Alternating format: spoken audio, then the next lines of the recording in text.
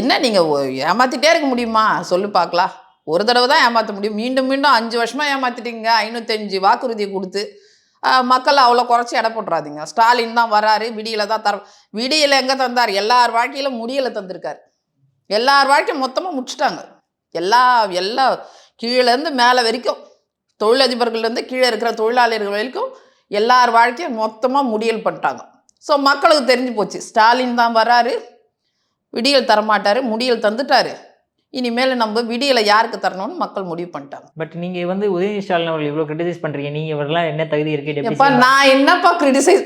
எப்பா அவர் தான் அறிவு திருவிழான்னு ஒன்று நடத்தி அதில் அறிவே இல்லாமல் பேசி, அவரை வேற பாவம் துரைமுருகன் சார் வேற நம்பர் 2ல இருக்கிறவர ராஜராஜ சோழனின் மகன் ராஜேந்திர சோழன் வேற சொல்லி அதை நாட்டு மக்கள்லாம் பார்த்து எள்ளி நகையாடிட்டு இருக்காங்கப்பா. ராஜராஜ சோழனின் வரலாறு என்ன? அவருடைய மகன் ராஜேந்திர தென்னாசியா நாடுகளில் தந்தையை மிஞ்சிய தமையனா இருந்தவர். நீங்கள் இங்கே இருக்கிற கரூருக்கே உடனே நான் துபாய்க்கு வர்றேன், சிங்கப்பூருக்கு வர்றேன்னு ஓடிட்டு இருக்காரு. அவரை கொண்டு வந்து ராஜேந்திர சோழனோடு நிற்கிறாரு.